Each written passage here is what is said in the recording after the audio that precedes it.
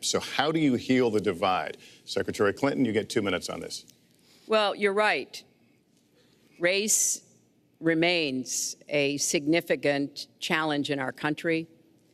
Unfortunately, race still determines too much, often determines where people live, determines what kind of education in their public schools they can get, and yes, it determines how they're treated in the criminal justice system.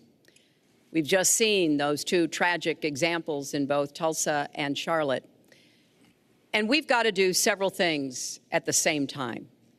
We have to restore trust between communities and the police.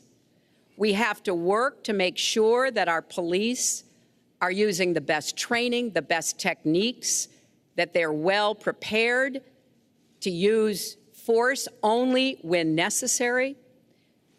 Everyone should be respected by the law, and everyone should respect the law.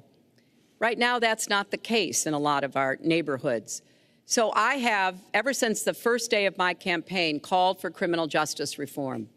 I've laid out a platform that I think would begin to remedy some of the problems we have in the criminal justice system.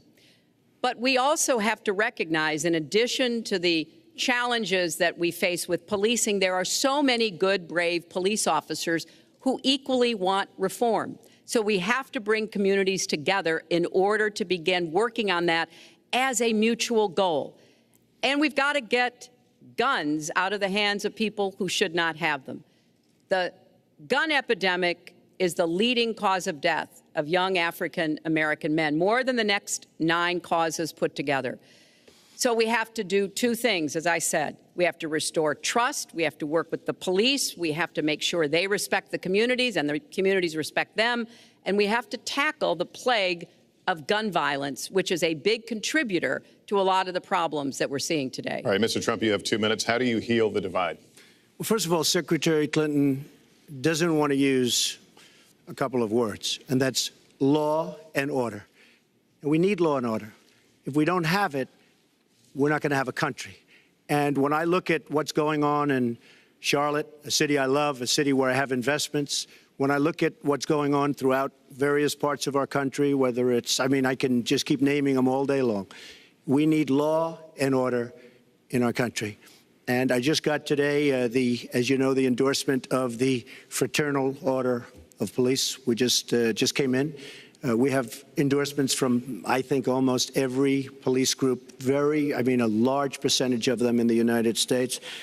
We have a situation where we have our inner cities, African Americans, Hispanics, are living in hell because it's so dangerous.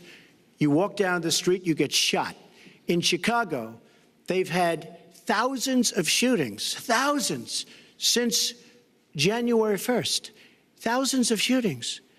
And I'm saying, where is this? Is this a war-torn country? What are we doing?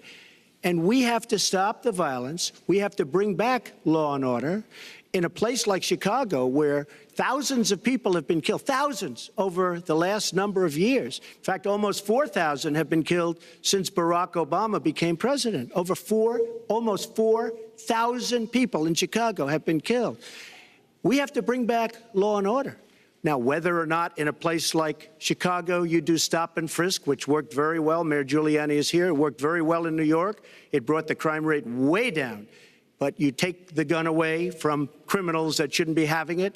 We have gangs roaming the street, and in many cases, they're illegally here, illegal immigrants, and they have guns, and they shoot people. And we have to be very strong, and we have to be very vigilant. We have to know what we're doing. Right now, our police, in many cases, are afraid to do anything. We have to protect our inner cities because African-American communities are being decimated by crime. Your 2 minutes has expired, but I do want to follow